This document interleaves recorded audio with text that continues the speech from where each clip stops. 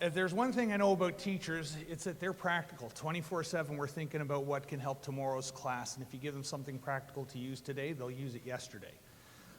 Last night, I had the pleasure of listening to Dr. Brett Salkeld, and he reaches theoretical ideas that he made practical and accessible. So some of you were not able to be with us last night, so let me introduce you to Mr. Brett Salkeld.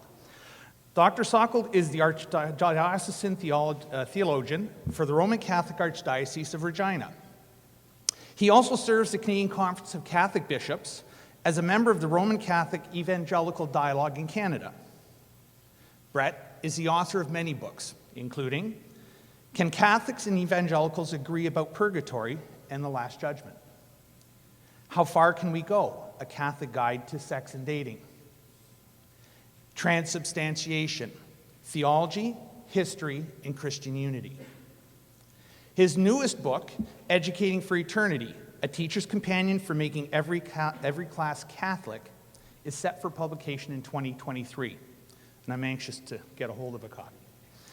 Brett also has a weekly podcast called Thinking Faith. Dr. Brett Salkeld is a sought-after speaker on many topics related to the Catholic faith, and it is my great pleasure to welcome him to the stage. Thank you for coming.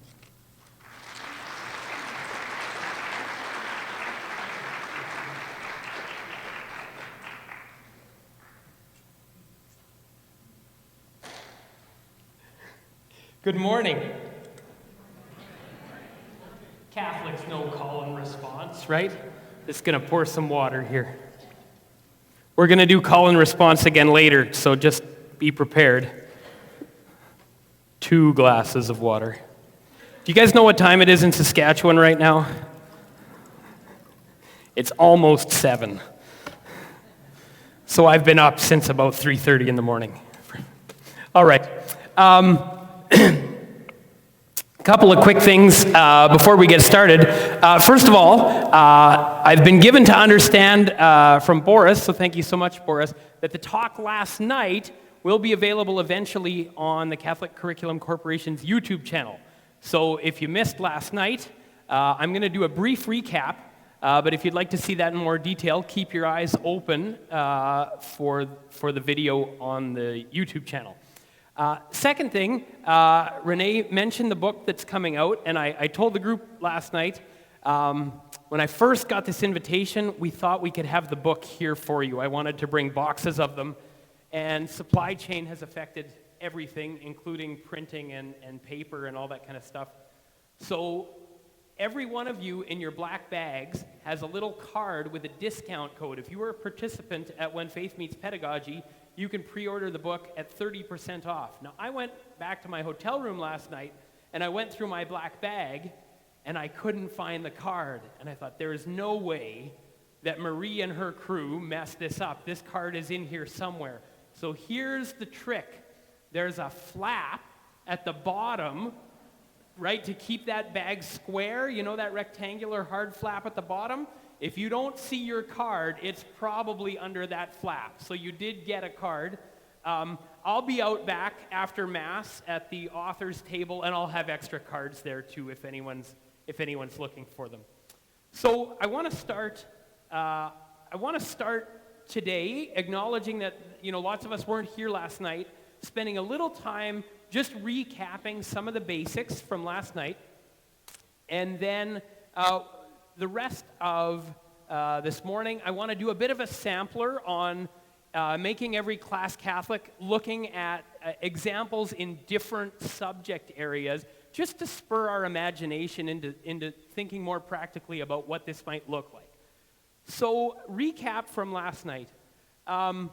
We talked about curriculum permeation. So before I dive in, just in case that's not familiar language to you, the basic idea is, how do we teach every class from a Catholic point of view? Sometimes that's called curriculum permeation.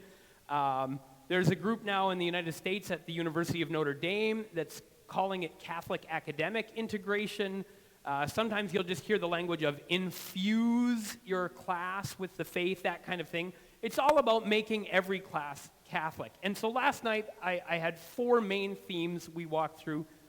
The first is the idea that you don't actually move from teaching a class from some neutral point of view into teaching it from a Catholic point of view, but rather the first step to Catholic academic integration or curriculum permeation is to recognize that you're always teaching every subject from some point of view or other, and then you can diagnose that and say, is that a Catholic point of view or not? And in which ways and how might I adjust it? So if you're wondering, is surely something like math is neutral, well, maybe the content is the same, whether you're in a public school or a Catholic school. The math equations don't change. But we looked at what are the presuppositions behind our teaching of math. So if you want to know the presuppositions that are behind your teaching, ask yourself, what would you say to a student who says, why do I need to study this? If a student says, why do I need to study math? The answer you give them actually tells them about your presuppositions behind the purpose and the value of math. And I won't go through it all again. It's very tempting to, but that will be available on the video. We walked through math.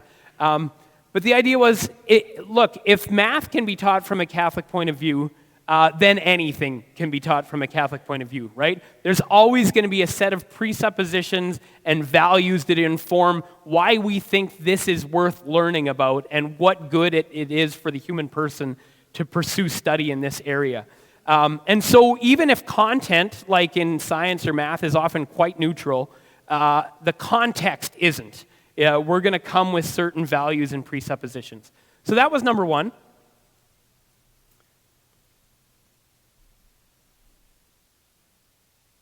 The second thing we looked at was a really practical consideration. Teachers have lots on their plate, and it seems more and more every day. My mom was a teacher for 30-some years, and when she retired, she was like, I cannot believe the extra amount of administrative work they're asking teachers to do nowadays. When I started in whatever it was, 1972 or something, there was much less, right? There's more and more for teachers to do. Dr. Salkeld, are you coming here and giving me one more thing on top of this list of things to do? Now, I should be honest and admit that I'm asking you to do some work. I mean, I'm asking you to come listen to a talk. I'd love it if lots of you read a book about this. But actually, if we realize that no subject is being taught from a neutral point of view, I'm not really asking you, and the church isn't really asking you, to do one more thing. Rather, we're asking you to think about what you're already doing. You're already teaching from some point of view or other, and sometimes we've been intentional about forming our points of view, and sometimes we haven't. Sometimes our point of view has come to us from the broader culture without us even noticing. And the question is to assess that and think more carefully and be intentional. I told the story last night about the two fish who are swimming along, and the old fish swims up beside them, and he says, hey boys, how's the water? And then he swims away, and the one young fish looks at the other and says, what the heck's water?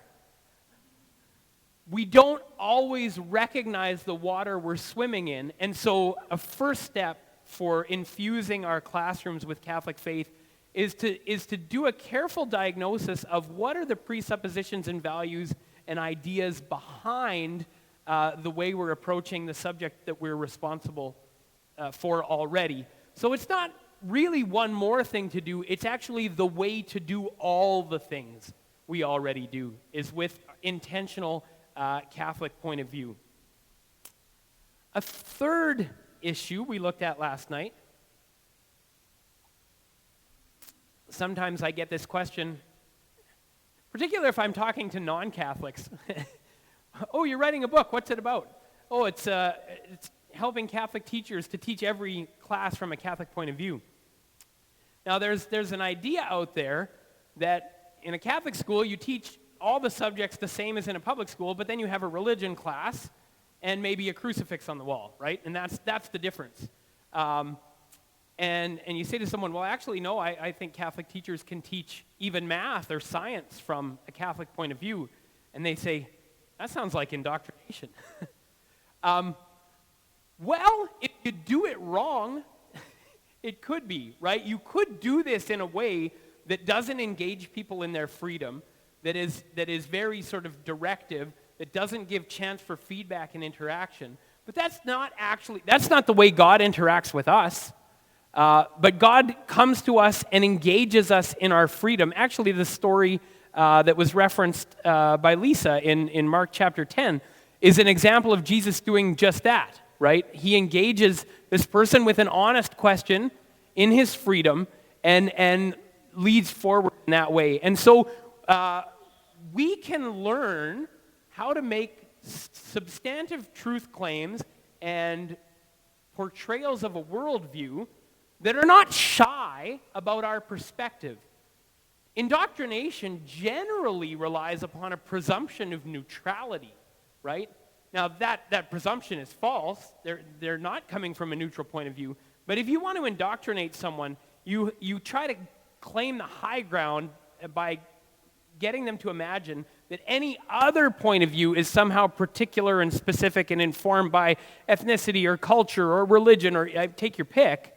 But it's not neutral in some way that you can dismiss it, right? It's nice for them that they believe these things and have these practices and eat this food and whatever, but that's a special and particular thing, but here we live in this neutral space. We don't do that in our Catholic schools.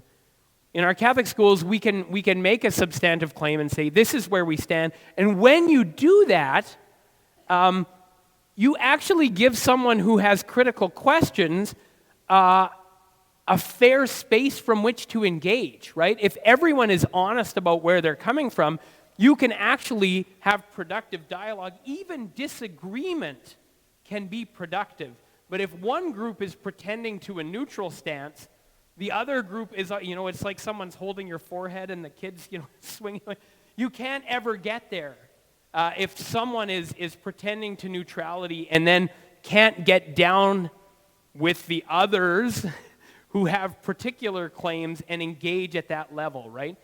So we don't do that. We make our claim honestly, and then that allows us to engage with people who disagree. And that can be, lots of people in our own classrooms. It's not the expectation to do well in a Catholic school that you just repeat back everything you've been told.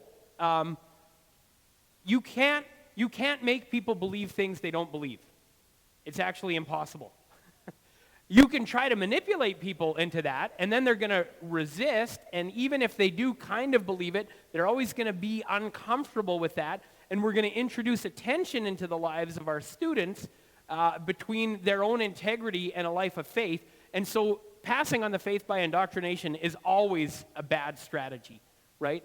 But engaging people in their freedom and allowing for healthy and honest critique and back and forth while holding to a substantive truth claim, that's not indoctrination. That's a foundation for dialogue, right? And the last thing from last night is I made a distinction between content and context. As I tried to explain with math, there's some subjects where there's not a lot of Catholic content you can add. But this question remains, what does math mean from a Catholic point of view? So that's the context question. And the last thing we did last night was we looked at a couple of subject areas where there actually is more Catholic content. So in language arts, for example, you could find Catholic novels, Catholic poetry, Catholic plays, right? You could study Catholic literature. And in fact, you can study Catholic literature in public school. I read The Hobbit in grade 9 in public school. And that's fine, and we should do it. We should know our own Catholic literary heritage, and we should pass it on to our kids. But actually, we should be reading non-Catholic works with our Catholic point of view informing us. So the question is not simply, is there Catholic content I can add here? But what is a Catholic attitude towards literature and language? So we looked at Scripture, we looked at the creation story last night, right? one of the really interesting things about the creation story in the Bible is God creates by speaking. That's a real endorsement and recognition of the power of words for creating our reality. And we looked at some examples from history. Of course, there's lots of places in history where the church shows up. Even in public school, I studied about the church and the Reformation and the Crusades and all that kind of stuff. Not everything I heard was accurate, by the way. Sometimes we did enough wrong that we don't need to get blamed for other things that we didn't do wrong. So in a Catholic school, let's make sure we at least get that stuff right. But the larger context question is, what do Catholics think about history? And again, the Bible was very instructive. In the Bible is where we learn that the idea that history being written by the victors isn't necessarily a good one, right? Cain and Abel is in a lot of ways the same story as Romulus and Remus, but in the founding of Rome, the brother who was the murderer is the father of the people and the founder of the city. In Genesis, the brother who was the murderer was still the founder of cities, interestingly enough, more parallels with Romulus. But he's an outcast, and the blood of Abel cries out from the ground. The perspective of the victim in history is highlighted, starting with Abel, but all the way up to the New Testament. Of course, Jesus is the victim whose blood cries out as well. And so we're suspicious of victors writing history because of the Bible. And we also looked at history as the arena for freedom. It's the biblical notion that says history is not fate. It's not something that we're destined to do that we have no control over, but lots of cultures tell stories about that. We looked at Oedipus, who was told he would kill his father and marry his mother, so he did everything he could to avoid doing that, and that's precisely what led him to kill his father and marry his mother.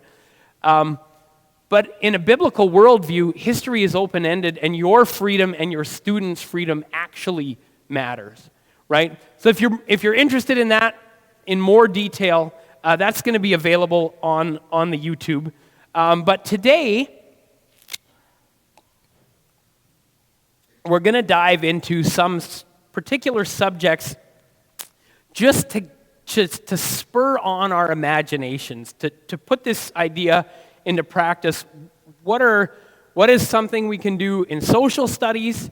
So we're going to talk a little bit about democracy and synodality.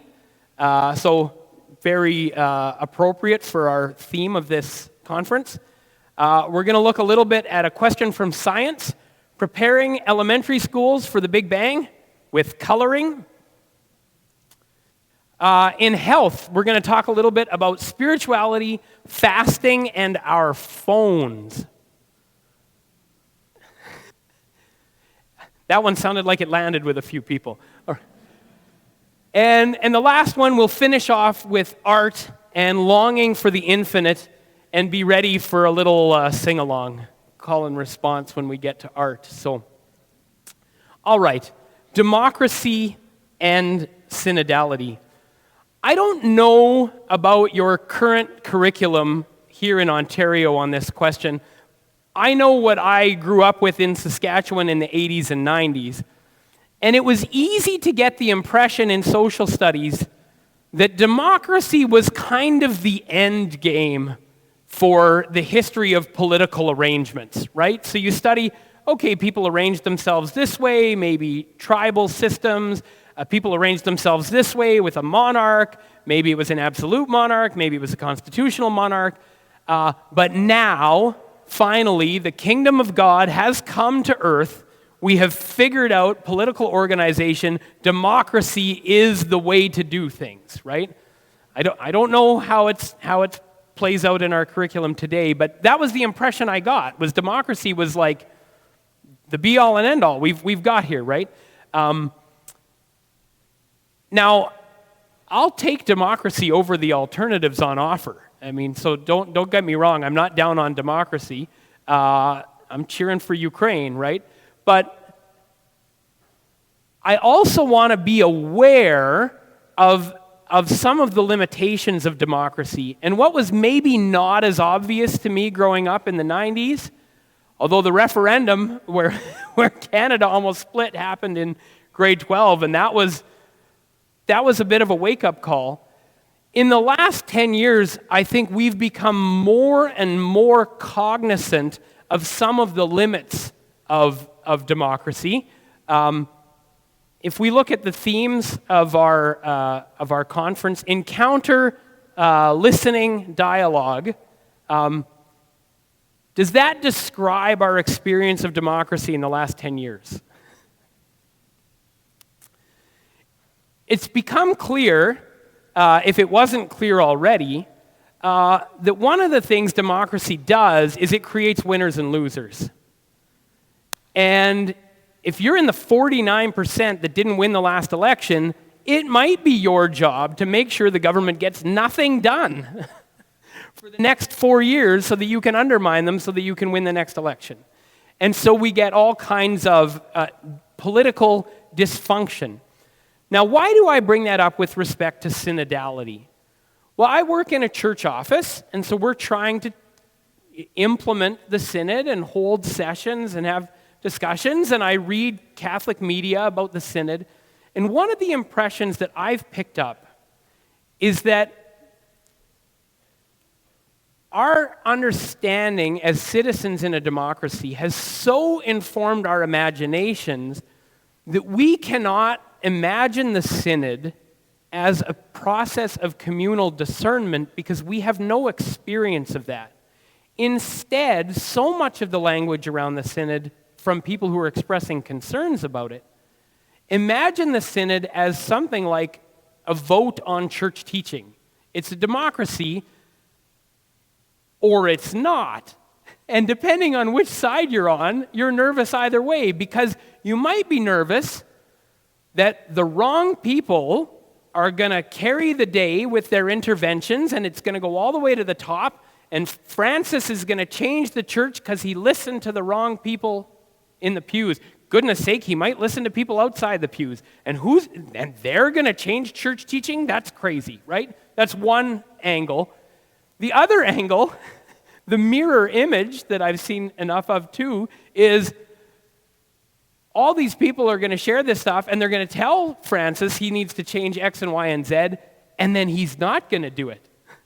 So then the democracy will have failed, right?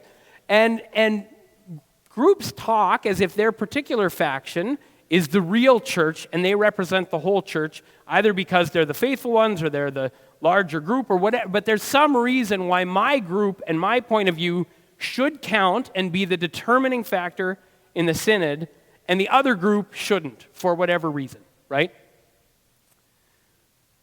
It's viewed through the lens of winning and losing, and that actually cripples our capacity to engage in what a synod actually is, which is a process of communal discernment. Can we actually spend time with people whose primary concerns are not the same as our primary concerns and sympathize with those concerns? And if we start with that, maybe there are practical solutions that we're overlooking when we're viewing this largely as a political battle, which is unfortunately too often how things get framed in our church. I think we import the divisions from our political context into the church. So I want to share with you an example of communal discernment that can give our imaginations a different picture of how a community might make decisions. Now, Pope Francis is a Jesuit, and this kind of thing that I'm going to share is not uncommon in Jesuit circles, and it probably goes a ways to explaining his comfort with this kind of open-ended discernment process, which makes some people nervous. A few years ago, the Jesuits elected a new superior general. In every province, it's not Canadian province, but the Jesuit province, which is now all of Canada. There used to be a French and an English one, but now they're amalgamating. So I think at the time it was the Jesuits of English Canada, that province of Jesuits. I think they sent 2 representatives to Rome to select this new superior general. And Jesuit provinces from around the world all sent representatives to Rome to elect a new superior general. Now, one way you might do this is you might come in with 2 or 3 sort of leading candidates who are sort of members of parties, and this group has these concerns and issues and might be classified along these political lines, and this group might have these concerns and issues and might be classified along these political lines. And when you get to Rome, you start jockeying for position and you see if my guy can beat your guy, right? That's the imagination that democracy might give us. That's not what they do at all. They meet in a room. I don't know how big it is. It's a big room. Might be this big or bigger. And they pair off. A Jesuit from Canada might be with a Jesuit from Paraguay. And they talk for a few minutes, and they say, what are the needs of the order? And what are the gifts of some of our brother Jesuits that might be able to meet those needs? And names start coming up in conversation. And after a set period of time, the group splits, or the pair splits, and pairs up with another pair, or another person from another pair.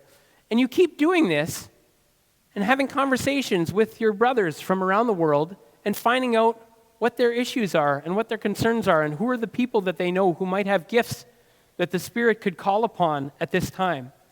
And as names start emerging from the conversation, if a name is becoming prominent, you go up to the person and you say, Father, your name has come up in a lot of these conversations. Would you be willing to let your name stand as we continue this process? And he can say yes or no. And if he says no, then they just know, well, we won't discuss him anymore. It's not on the table. But we'll keep talking and more names will come up. If he says yes, then his name remains in the conversation. At the end of that process, the Jesuits elect a new superior general virtually unanimously. The community does not come away divided because their guy won or their guy lost or their agenda wasn't heard or none of that. And the Jesuits I talked to who participated in that process said they literally felt the Holy Spirit in the room. Because that kind of discernment leaves room for the Holy Spirit to vote.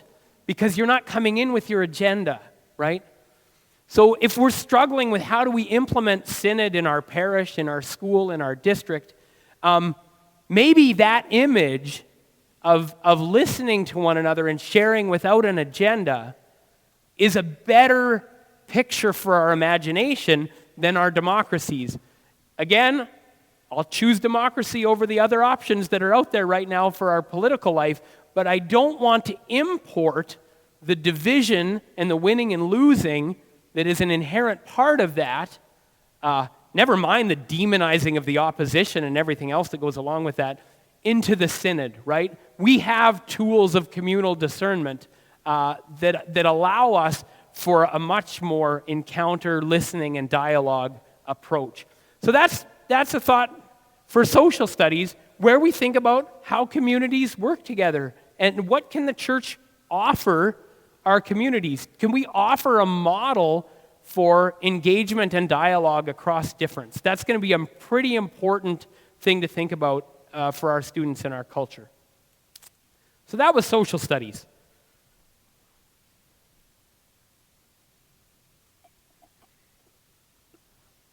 Here's one from science. You know, it's not uncommon for students, but not only students, even teachers, to know that the Catholic Church teaches that something like the Big Bang is not a problem for Catholic faith, right? Faith and science are not opposed, but they don't always know how to integrate that with what they've learned, for example, in the creation stories of Genesis. So I heard a story once of a student who was asked about the beginning of the universe in a Catholic school, and she said, which answer do you want, the religious one or the science one? Should I tell you the universe was made in 7 days and is 6,000 years old, or should I tell you that it started in an instant, 14 billion years ago? She knew that both of those were somehow acceptable in a Catholic school, but she had compartmentalized them into two different things. There's one answer in science class and there's one in religion class, and it wasn't clear to her how the two of them fit together. Now, when I taught AQ courses for OECTA 10 years ago, I wonder if any of you were ever in my classes. I taught for Halton and for Toronto. I encountered this with teachers too. They knew from their Catholic education that Catholics didn't have a problem with evolution or the Big Bang, but they weren't sure how that was supposed to fit. And so they had this awkward tension of holding on to both these things, knowing they were supposed to say both of these kinds of things, but not knowing how they fit together. One of the difficulties in the background was a lack of familiarity with how Catholics read the scriptures. It's often portrayed in popular media by certain more fundamentalist Christian groups, by atheist groups who are attacking Christianity, that the only serious reading of the Bible is a very literalistic reading. And so this is very dangerous. When Catholics say, oh, no, we don't take the Bible literally, sometimes what people hear when we say that is, we don't take the Bible seriously. I was teaching these courses for OECTA. They had just done their scripture class, and I was doing sacraments. And we were reading passages from the Gospels about baptism and Eucharist, and someone put up their hand and said, but we just learned that none of this ever happened, so how does it apply to sacraments? Shoot. The attempt to give someone a more nuanced approach, a non-literalistic reading of Scripture, had backfired and told them that Scripture wasn't good for anything. They couldn't trust it, right? The church actually does say, this is an important terminological distinction, the church says we should read the Bible literally, but what they mean by that is not what we typically mean by that word. When the church says read the Bible literally, they mean read it according to the genre of literature that is represented in the book you're reading. There's a whole bunch of genres in Scripture. There's poetry, there's mythology, there's history, but it's not written the way we write history, but it's written the way ancient people wrote history, and you need to know that the way they do that is not the way we do that, right? And when you approach something and read it according to its genre, then you can approach the mind of the author more accurately. You can teach that explicitly in high school, but elementary kids know this already. When you read a fairy tale to your kids and there's talking animals, they don't say, oh my gosh, you mean animals talk? They know that. They know that if you read the Three Billy Goats Gruff, that there weren't three goats who were actually talking, right? If there's a talking snake, the author is telling you something about the genre.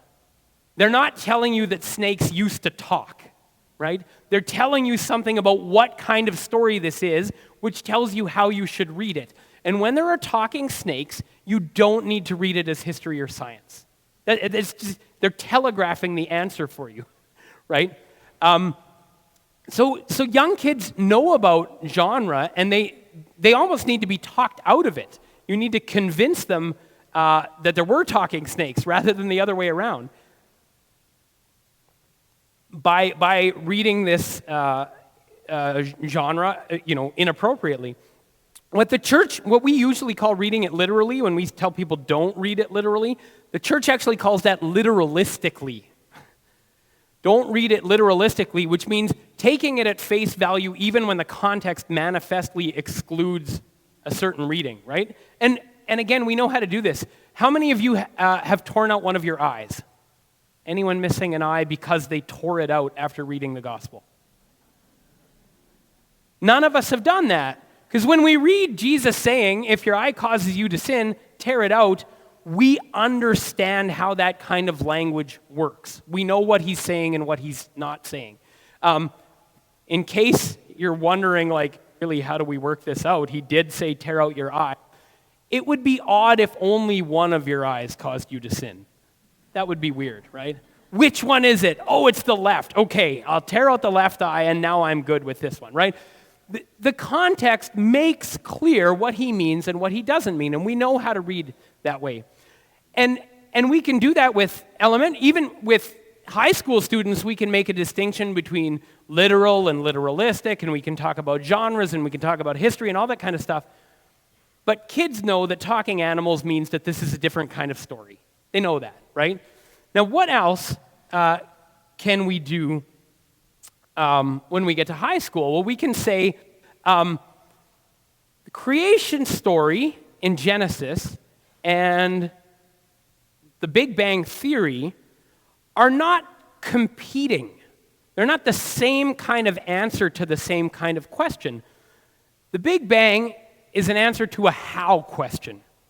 And that's the kind of thing science does really well. How does this work? How did this happen? Can we explain the mechanism? And thank goodness we have science to do that, right? And the Big Bang, as of right now, is the best explanation we've got for the physical beginnings of the universe. Pop quiz. Anyone know the name of the theoretical physicist who first proposed the Big Bang?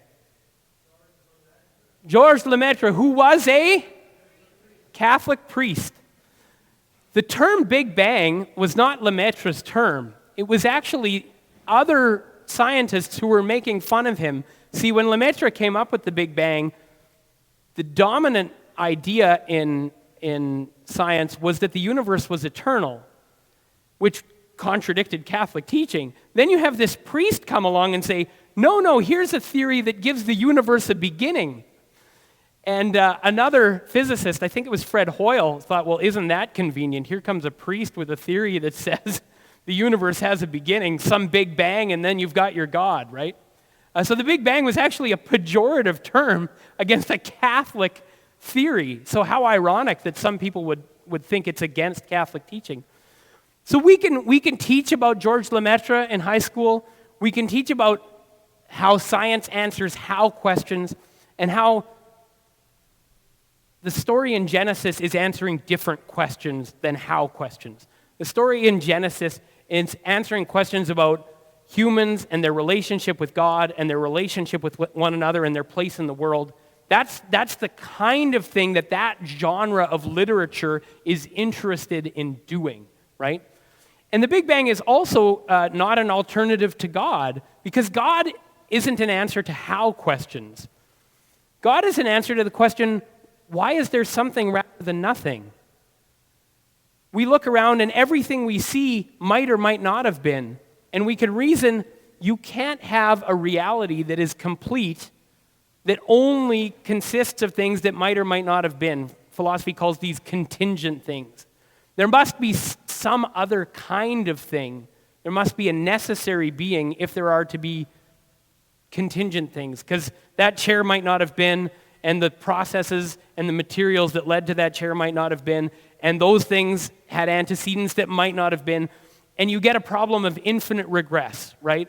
So God is an answer to the question, why is there something rather than nothing, not how did matter emerge in a quantum vacuum, right? They're two very different kinds of questions. But when you get to high school, if you had the wrong impression of the Christian creation story, the Big Bang might come as a shock. And you might think you're being asked to put this story that you heard in grade 2 away in your back pocket. And so religion might become one of the childish things that you move on from when you get grown up and learn science.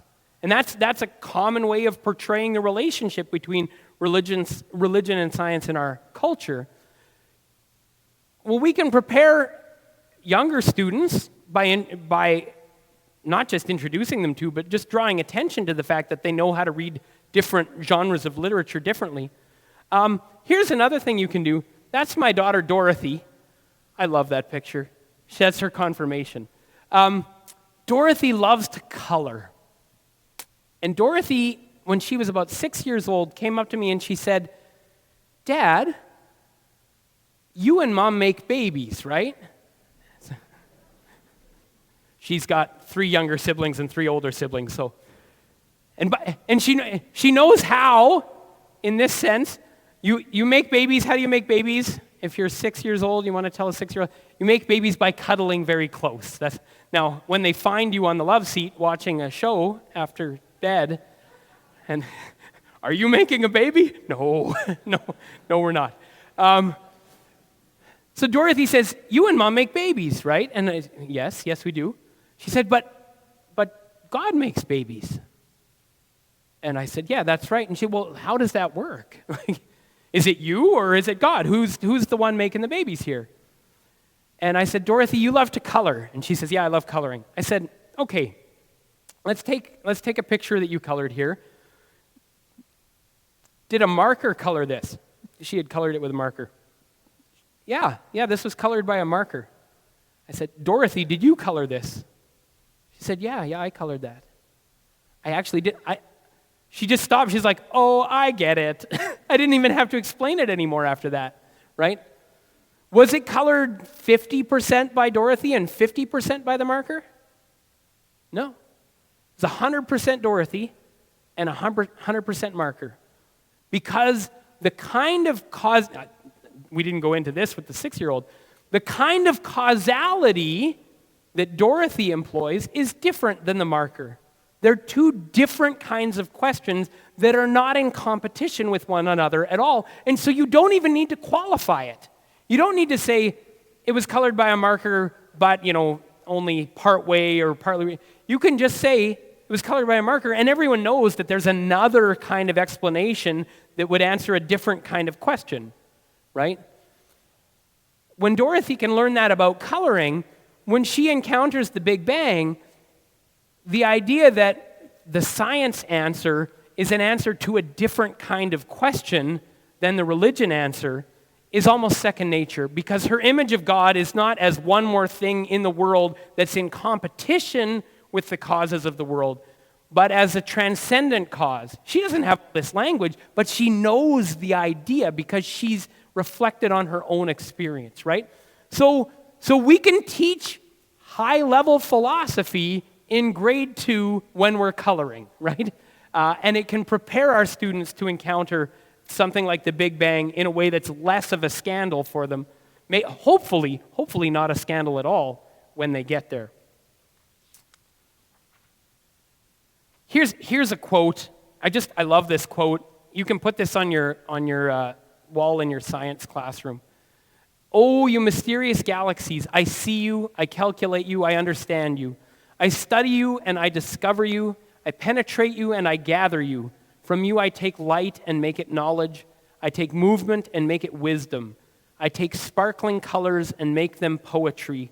I take you stars in my hands, and trembling in the oneness of my being, I raise you above yourselves and offer you in prayer to the Creator, that through me alone you stars can worship. Catholic astrophysicist, servant of God Enrico Medi said that. You see the distinctions throughout here. You have the physical phenomena, which is what it is, and is not imposed upon or obscured or anything by the introduction of questions of meaning and purpose and understanding and wisdom. It's brought up and transcended and even elevated by this. They're not in competition in the mind of this Catholic physicist, right? That worldview right there is what I'm trying to teach my daughter when I talk to her about coloring. Health class.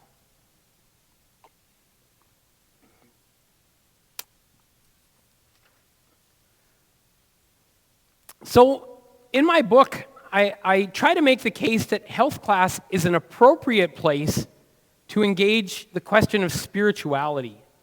Now, why is that? In health class, we're interested in not only physical health, exercise, and diet, but we're interested in healthy patterns of relating and self-understanding that lead to our actions. If anyone wants to change their diet or their exercise habits, for example, successful ways of doing this, whether it's Weight Watchers or CrossFit or whatever, they don't just give you information about food and exercise.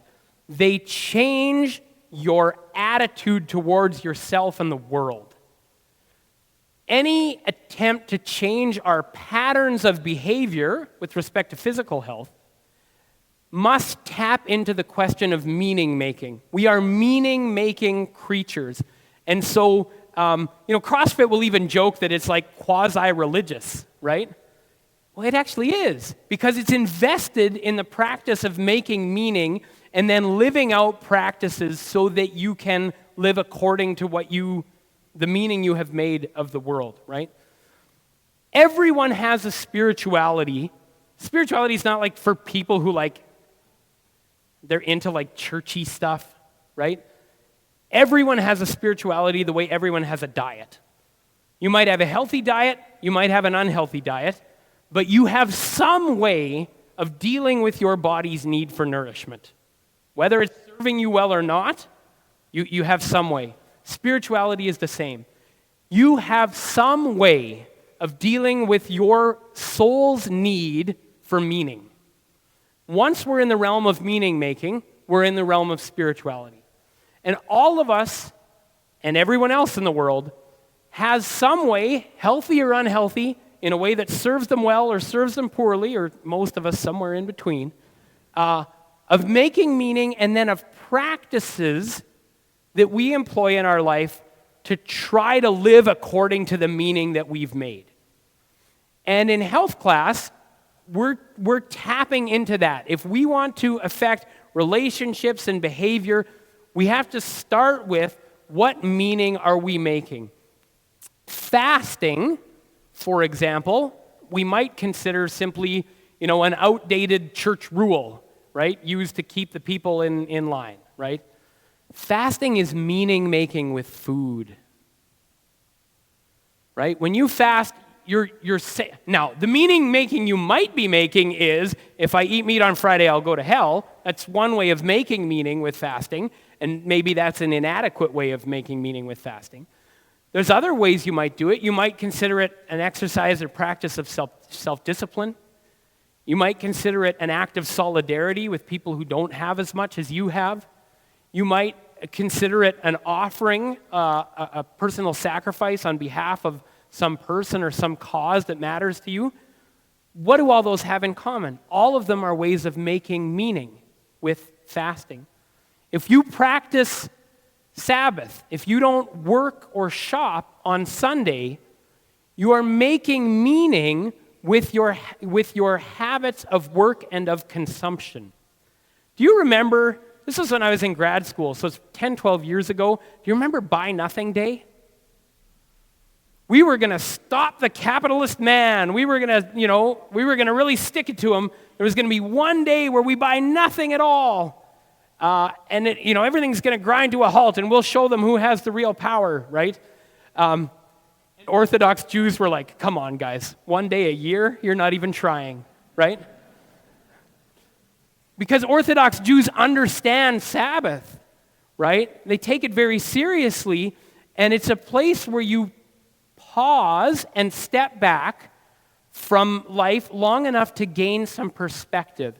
Now, whether it's a retreat or fasting or practicing Sabbath, all of those are places where you step back and say, is the way I'm living serving me? Is my relationship with food or my relationship with work or my relationship with shopping or consumption, is that the way I want to live? Can I get some critical distance from that in order to see more clearly? And so fasting, whether it's from food or from anything else, is a spiritual practice. Now, is there one thing in our culture that all of us, and talk to teachers, goodness knows all of our students, need to take a little critical distance from in order to ask ourselves, is this serving us? Is this helping me live the way I want to live? And the answer is the last word in the subtitle, right?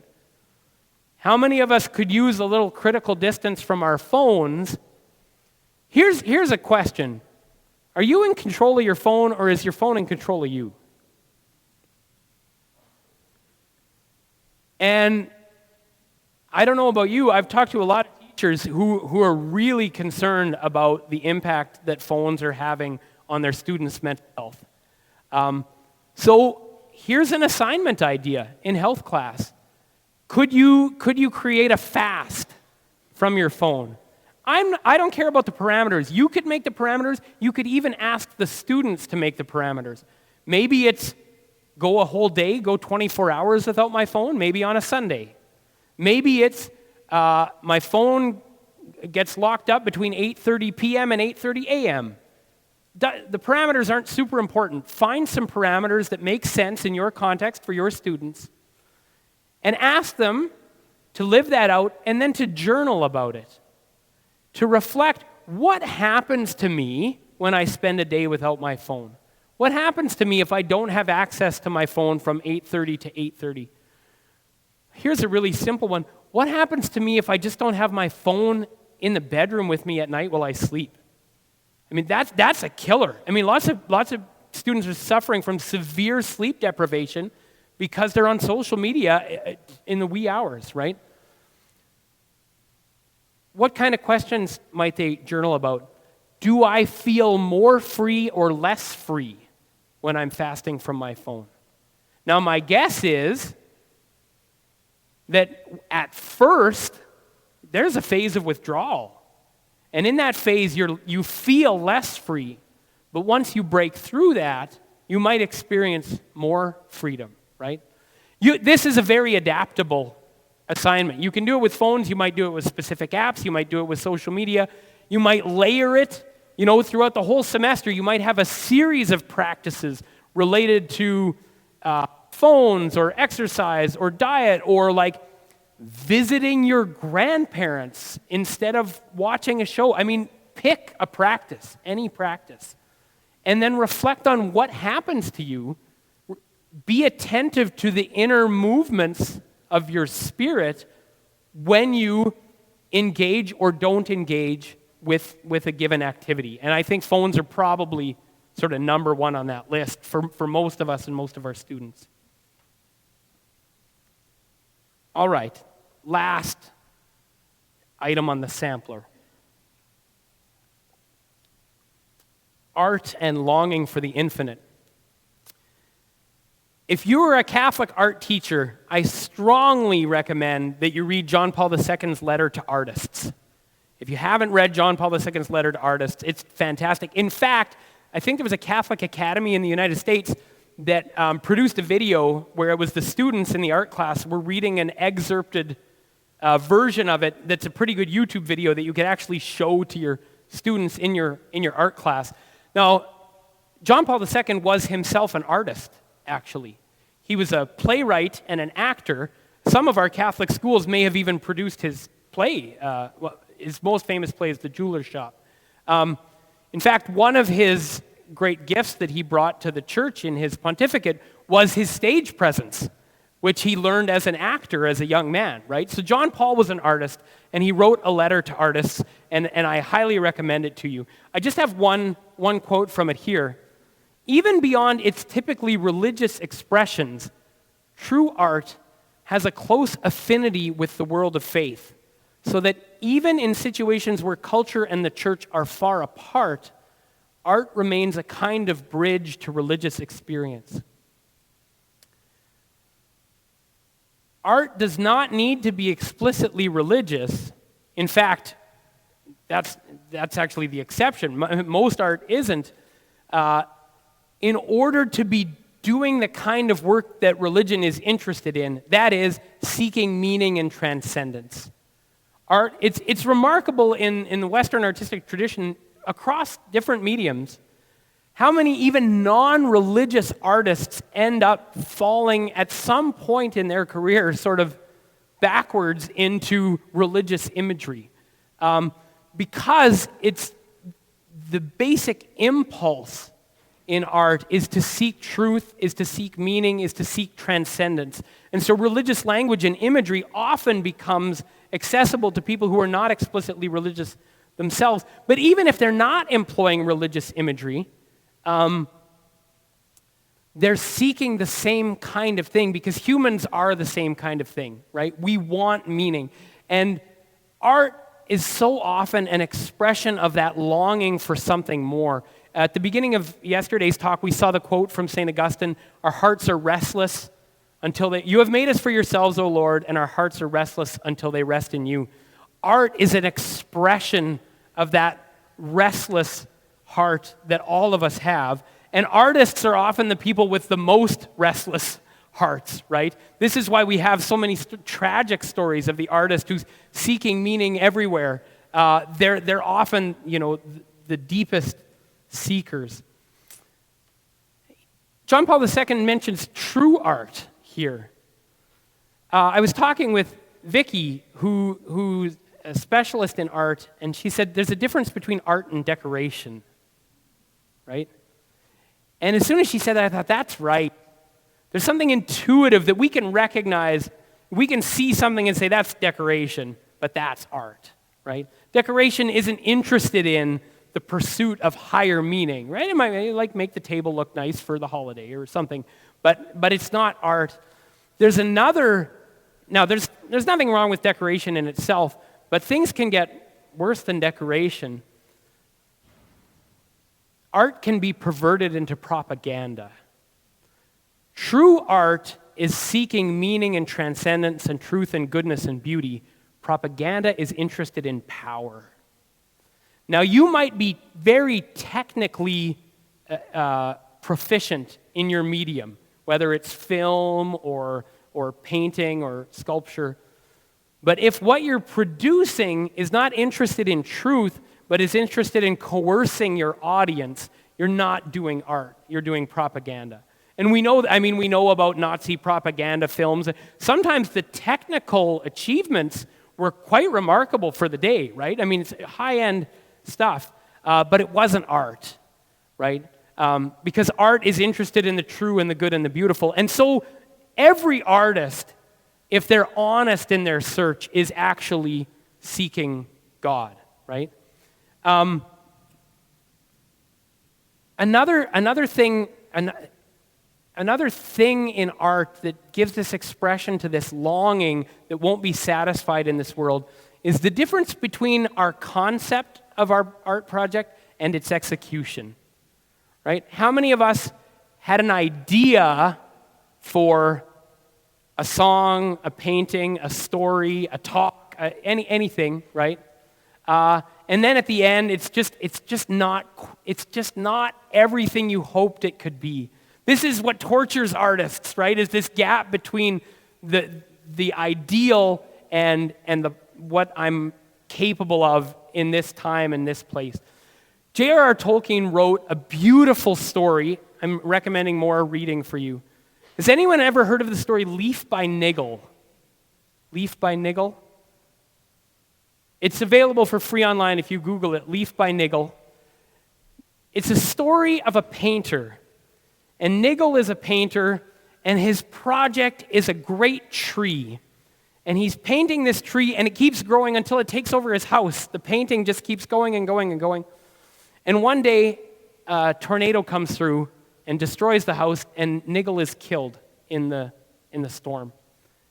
And most of the story is actually what happens to Niggle in the afterlife. And I won't go into all the details. It's a beautiful story. But at one point, after he's gone through, it's a story about purgatory, and he's gone through, various experiences to help him understand himself better and be in better relationships with his neighbor and all this kind of stuff. And then his neighbor and him leave where they'd been working together, and they go to a village on the foothills, and the idea is that the mountains are heaven, and they're moving into the foothills, and they have a little cottage. And what's out behind the cottage? The tree. In all its glory and perfection, as Niggle imagined it, but was never able to execute himself.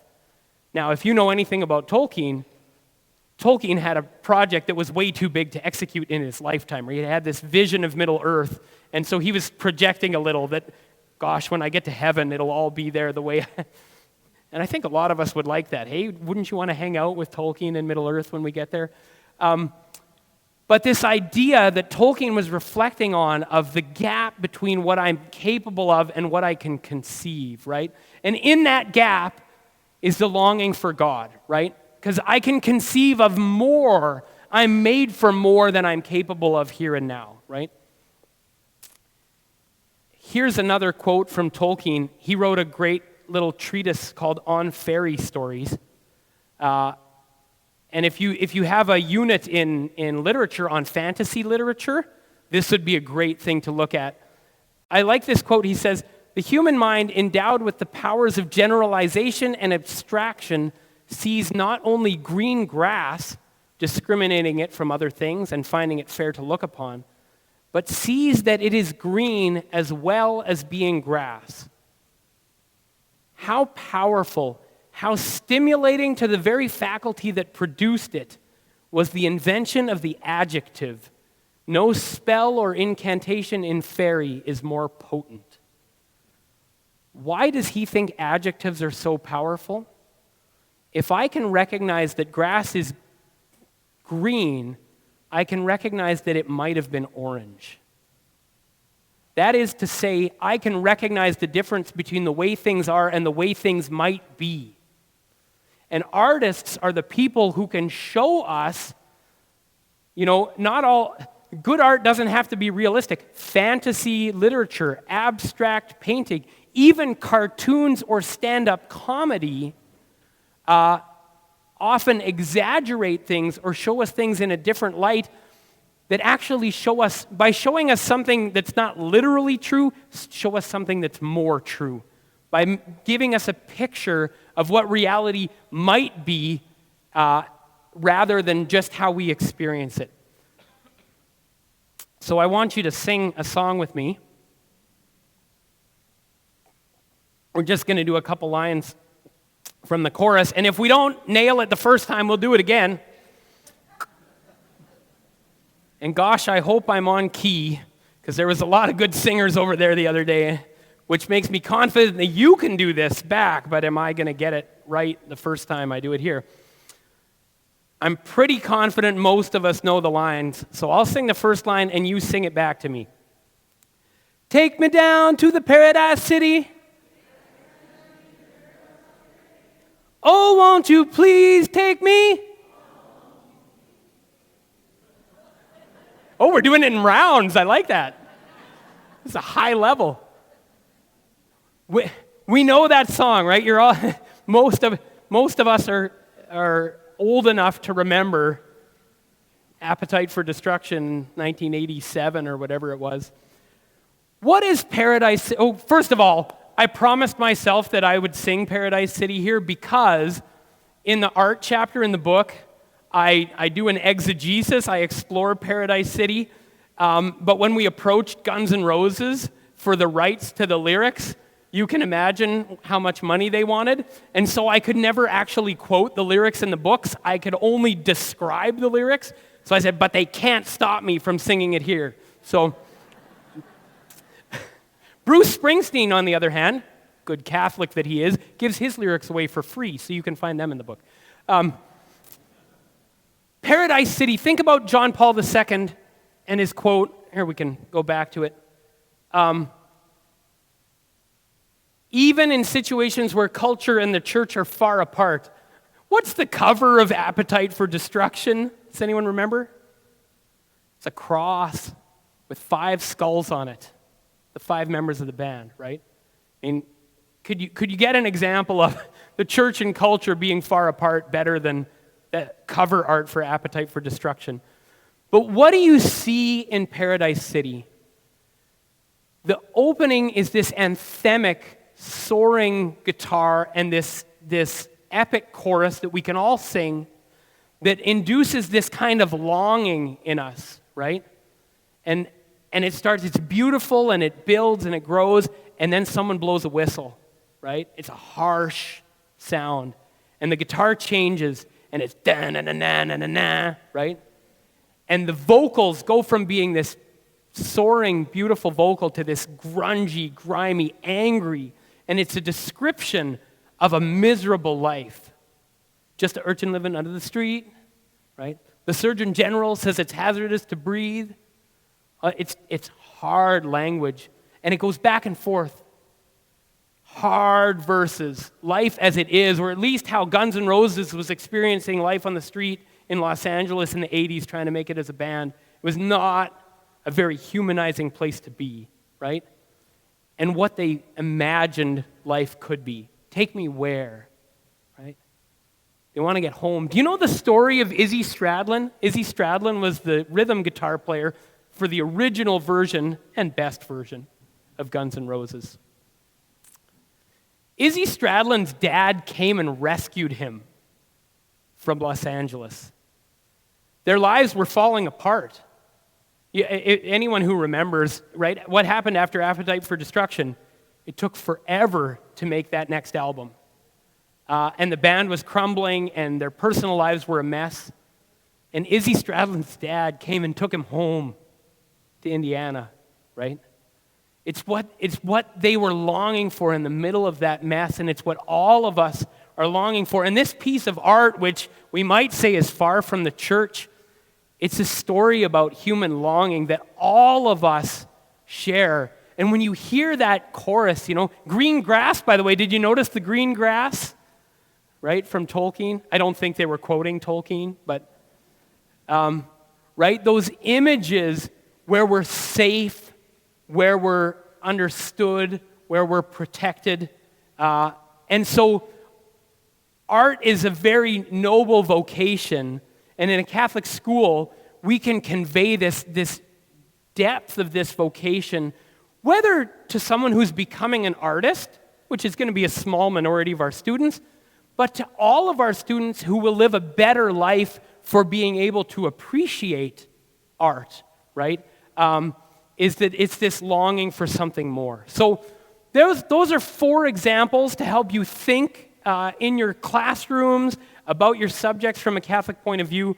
The last thing I want to do is, what do I do now? How do I start this? Now, you could buy the book, but you have to pre-order it. But the last thing I'll suggest, I'll tell you a quick story about where you might start. I had a friend come over for lunch, and he works in green housing audits. He will look at your house and say, what can you do to improve your energy efficiency, reduce your carbon footprint in your home? Replace the windows, replace the furnace, insulate the attic, like whatever, right?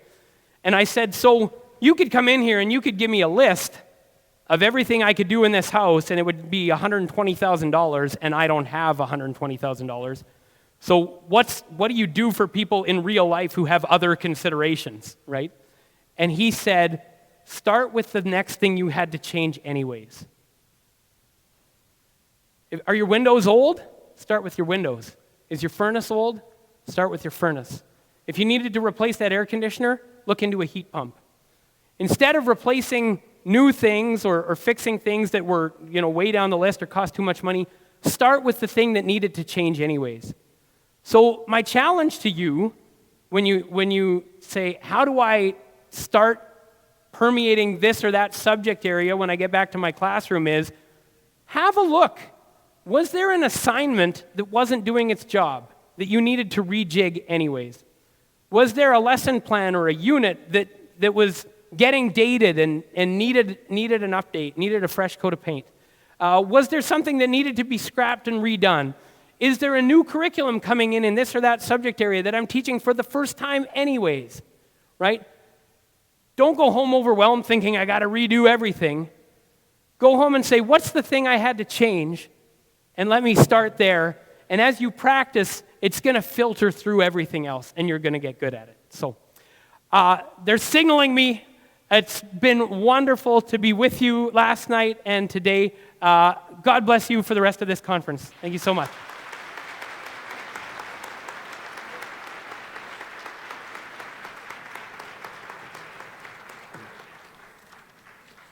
Thank you.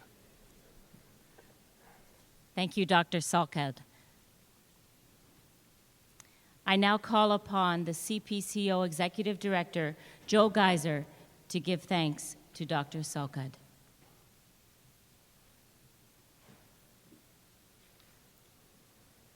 Where do you want me? Over here, okay.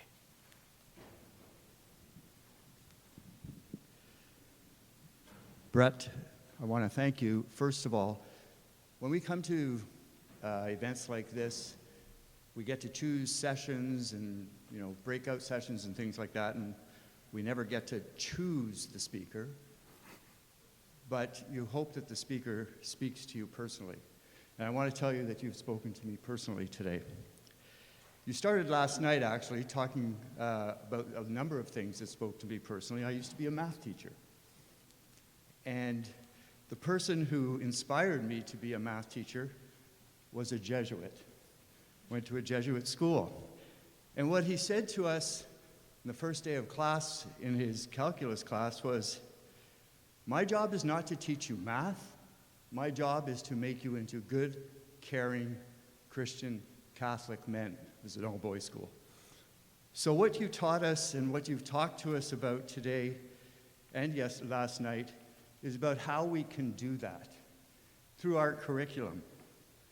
You taught us that how we teach, what we teach, no matter the subject, and the decisions we make is always and can be always from a Catholic point of view.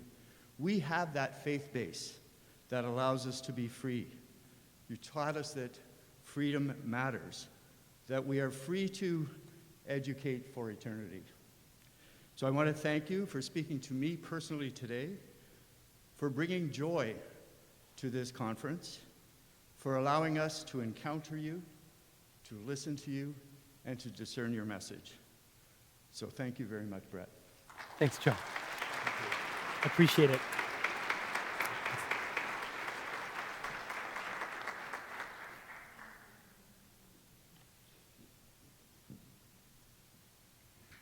Thank you. All of us are going to move into session A. It is going to go till 11:15. I know it was scheduled to finish a bit earlier, but we'll move to 11:15, finish, and then we will gather again for Mass shortly after that. Perhaps maybe pick up a coffee in the foyer and then bring it to your session. It was advised to do that. Just an announcement too, What is Phonics has been canceled this morning. If you would like to reschedule, you can go to the registration desk. Parking tickets, discounted tickets are available at the desk in the foyer until 11:30. And finally, for lunch, any dietary restrictions that were requested, your plated lunches will be available at the registration desk. Enjoy your sessions. Thank you.